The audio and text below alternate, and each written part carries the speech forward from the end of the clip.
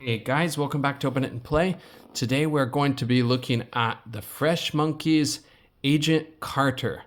And the Fresh Monkeys are the group made by Fresh Monkey Fiction, believe it or not. And they're kind of like a team of mutated, super intelligent apes. Or they're supposed to be like a CIA project or something, but we've got the backstory here, and this tells a whole lot of detail. So if you want to check that out, you can now. Also, I was going to say, I actually bought this figure simply because I wanted a white tuxedo for my Marvel Legends displays. So this thing does have the problem, and that is the 0 to 17 age warning. So that means this thing probably has pretty toxic paint. And you can see they left a little gift here in the package for us. There's some chipped off paint there. So this paint is not tested for phthalates. What does it say here? Not tested for phthalates, lead, or other hazardous or potentially harmful materials. I almost said bacteria. But anyways, let's get this guy out of the package, and we'll try to take care handling him because he does have some paint chippage situation. The back of the box is just like this, but if we look at the sort of inset part, it's this solid yellow color to go with the Fresh Monkeys. Oh, I'm sorry. It actually does have a little bit of a, I don't know what that's supposed to look like, but sort of like a sunrise maybe. But it doesn't exactly look like a sunrise. It's sort of like a wavy radiation type thing. And we do have this cool stand. The stand is also depicting the Fresh Monkeys. Somehow my focus does not want to focus on this thing. So maybe something about the yellow. But we'll go through his accessories first. We have this nice little bag to hold this. The Fresh Monkeys stand. It's got the pegs in the same place as the Operation Monster Force guys and the Soldiers of Fortune guys. That's from the other set, but we'll be looking at those soon. You do have these pieces for your briefcase, and I think they're going to be the same as our other thing. So he's got his passports, bullets, change, old style phone, new style smartphone, just a little bit of everything there. And you do also have this cash insert part that can fit inside the briefcase. Okay, then as for, there's a couple more things that I missed. We have a couple of effect pieces. It looks like one is a blast and one is smoke. So again, I think these are the same ones that we've seen before. Try to get in a little bit closer. There we go. So the smoke, it might have another wave, but I think this is the same one that we've seen before. Okay, and we also have this little blast one cast in a yellow plastic, which fades into orange. So looks pretty good, I think. Okay, we'll put those guys off to the side and we'll go to the next set of accessories. The next accessories are this, heavy duty briefcase. So it's kind of squished in here. We've got this briefcase, and then you can see this part does have an inlay already. I guess it's just sculpted in, and some pens, some kind of little brown book or something, and some kind of papers. And then you can see if you line this up, it does have a little indentation here, and you want that to go with the tabby here. And then you can just put this in to fill it up with cash. Or if you don't want to do that, you can set this indentation here with the same tabby, and then you can make it kind of empty, but have some stuff in the bottom.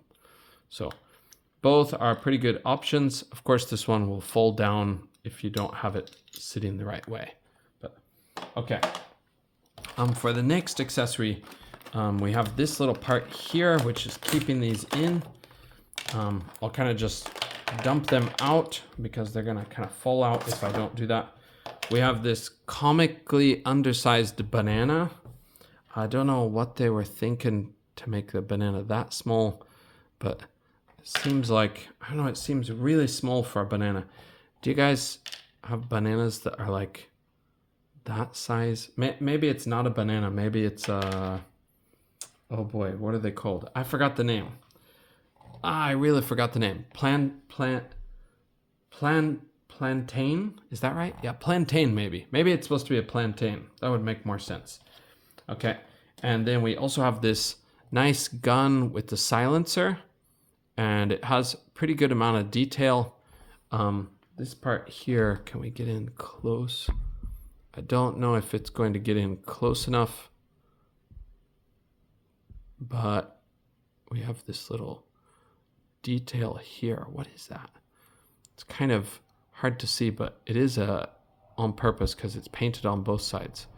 Okay, and then the silencer is on. The silencer can come off. Wow, that's great. Okay, they packed it in there very well, so its silencer is included. Okay, and then you can put the effect piece in here. So, okay. Moving on, we've got these hands, which are horizontally hinged, the open palm hands, and these are gloved. And you can see we've already got the paint chippage going on, which is a shame, but this is one of the main drawbacks of this company's products, I think. But we also have these trigger finger hands, and they're nicely done. They both have vertical hinges, but again, more paint chippage. I'm getting paint chips all over my fingers, it looks like. Okay. I'm sorry, some of this is maybe from my work. I have a little bit of ink from my pen there. But yeah, the paint chippage is very noticeable. Okay. Yeah, I'm gonna have to wash up. Okay, and then we also have this classified folder. It's just your folder that came with the other guys, I think, too. Come on.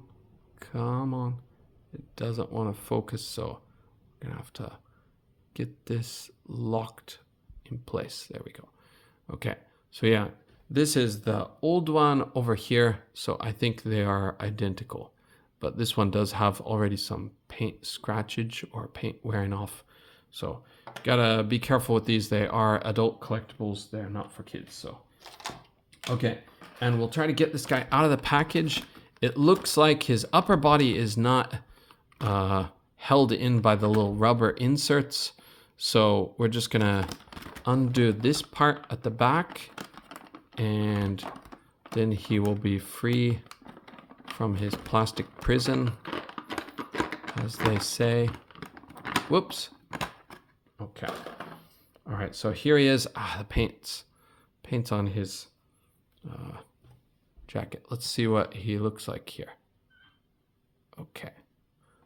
I hope I'm not gonna have people coming already. Sounds like somebody's about to arrive at my school, but it's like 30 minutes before the lesson starts, so it's a little too early for that. Okay, I think the focus is pretty good here. So you can see the details on the figure. You can use this body for a human figure, which is what I plan to do, but we will have to pop off the head and pop off the neck piece. The neck is detailed to look like a monkey's neck. I guess these guys are a team of chimps or chimpanzees.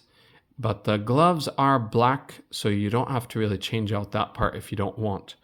But I brought my bag of other things. These are from, just a moment, these are from the Soldiers of Fortune set, the Agent, the Spy, and I also brought the heads here.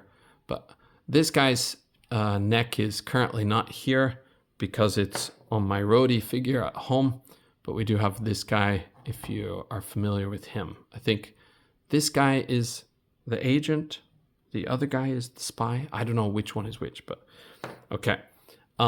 Let's go on to the articulation. So this guy's neck does move, so you can have him look up like that. You can have him look down a lot, a whole heck of a lot. Okay, it does crook his neck like crazy, but it's not beyond the believable.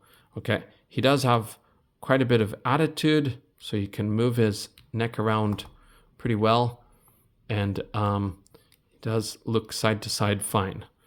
I'm really tempted to try to pop that off, but I'll wait a little while.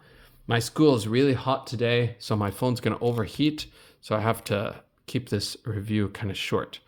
The shoulder will go up to the side like this. There is a butterfly joint in there, but you are hindered by the overlay of the jacket. Okay, arms will go all the way around. His bicep cut is nice and stiff. I think it's pretty functional though. His double jointed pinless arms will go back that far, and he does have these gloves with the trigger finger hands also. Wow, were those others trigger fingers? Yeah, they were trigger fingers. I guess this is not supposed to be a trigger finger so much, but it does look like a trigger finger to me too. Sorry, it's hard to focus. Yeah, so it's kind of odd. I know, I remember. This one will have, oh, you know what? No, they both have vertical hinges. I was just gonna say this one will have a horizontal hinge, but yeah, they both have vertical hinges, so I'm confused. But this one does look a little bit like a milder take. Maybe for holding the folder, but yeah, seems like it would function as a trigger finger hand too. But I don't know if mine is defective or not, but I have 2 sets of vertically hinged trigger finger hands. Just one looks more extreme. So, but anyways, moving on, he does have a diaphragm joint. You will be kind of limited by the overlay or the rubber part of his jacket, soft plastic of his jacket. He does also have the waist cut. It is a ball joint, I think. So if you get him going forward, it's like that. If you get him going back, it's like that. Not a whole lot that you can do with this tuxedo situation, but I think it's enough for most people. For display purposes, I mean. For play, I'm not sure. You can kick up that far, maybe more if you push it, but he does have the drop down hips, okay? And his legs will go out to the sides. It feels kind of restricted this time. I might be able to get better situation, but I'm not gonna try to push it too much. You have a little bit of swivel, but that swivel is set inside there, and I don't think my lighting can get a good view on it. I'm sorry. His legs will go back that far with the double jointed pinless knees. His ankles do have a swivel, but it is really tight, and his ankles will hinge back a little bit, forward almost not at all, and they do have ankle pivot. So yeah, my plan with this guy, I'll try popping his neck off now. I got his head off.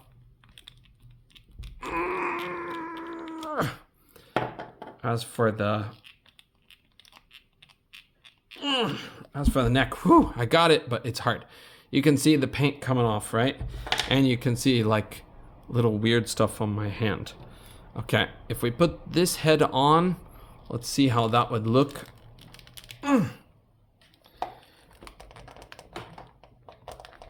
Oh wow, it's going on really hard, guys. It's gonna go, I think, based on the other figures, but it is going on really hard. I'm sorry, I can't get this on camera because it's too hard to get. Okay, it seems to be on, but man, that was a real challenge. Okay, he looks kind of like an assassin now, but of course we can change out his hands with some of these hands. We've got the card playing hands and stuff from the agent and the spy, but okay. Guys, I'll put that original neck and head back on, and we'll get a measurement, and then we'll get out of here so my phone doesn't overheat to death.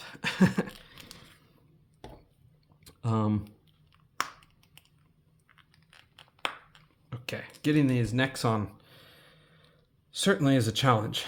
Whew, that is some tough stuff.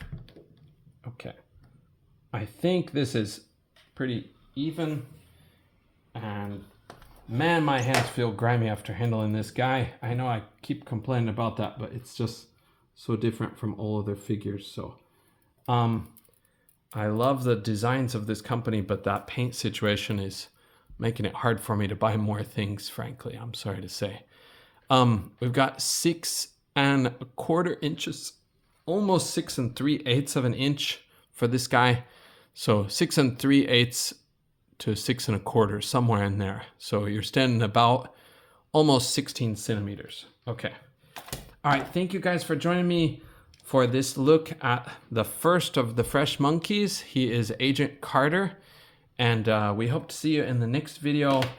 F-Ice, take care, everybody. Bye for now.